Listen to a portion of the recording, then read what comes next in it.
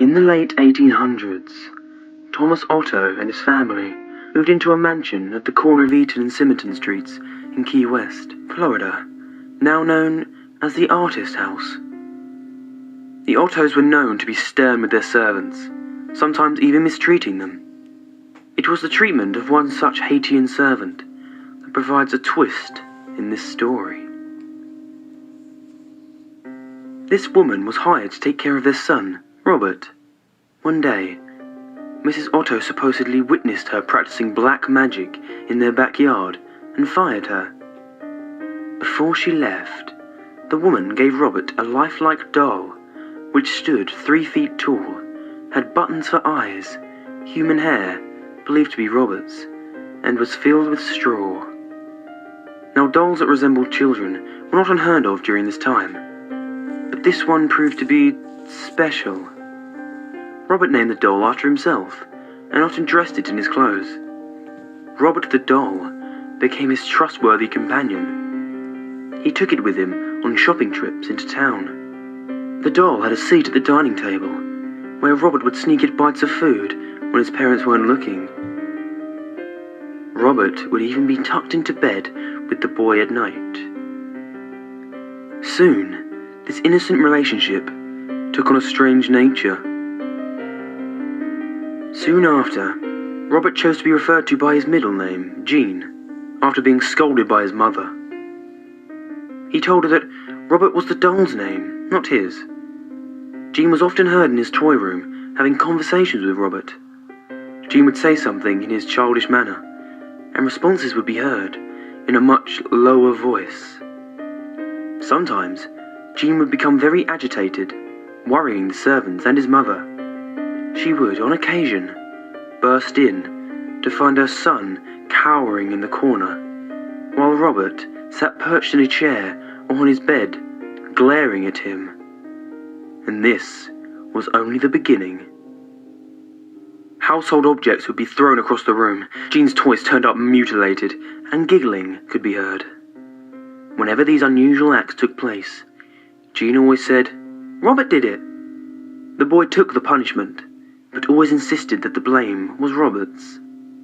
As the mischief grew, more and more servants took their leave, as new ones were hired. The Otto's relatives felt like it was time to do something. With the recommendation of a great aunt, Jean's parents removed Robert from his care and placed him in a box in the attic. This is where he resided for many years. After the death of his father, Jean was willed his boyhood home. He decided to live there in the Victorian mansion with his new wife. Jean had become an artist and felt the house was spacious and would provide a place for him to paint. He went to the attic and dusted off his childhood toy. He became attached to the doll despite his wife's displeasure. Jean would take the doll along with him everywhere they went. He even sat in his favourite little chair while Jean and his wife slept nearby. The turret room became Robert's domain after Mrs. Otto moved him back to the attic. Their marriage slowly became sour until Mrs. Otto supposedly went insane and died of unknown reasons. Jean followed soon behind. Robert supposedly attacked people, sometimes locking them in the attic. People who passed by claimed to hear evil laughter coming from the turret room. For some time, Robert remained in the empty house by himself, until a new family purchased the mansion and restored it. The doll was once again moved to the attic. This pleased it as much as the last time. The doll was often found throughout the house.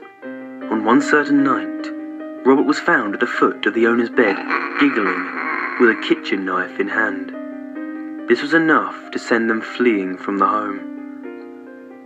Robert was later moved to the East Martello Museum in Key West, where he sits, perched in a glass box. Despite his new living quarters, the doll is believed to have not given up his menacing ways. Visitors and employees claim they have seen the doll move. His smile has been known to turn into a scowl. One employee cleaned Robert, turned off the lights and left for the night. The next day, he returned to find the lights turned on, and Robert sitting in a different position than the night before, with a fresh layer of dust on his shoes. Some say he'll even curse you. If you want to take a picture of him, you must ask politely. He'll tilt his head in permission. However, if he doesn't, and you take the picture anyway, a curse will befall upon you and anyone who accompanied you to the museum.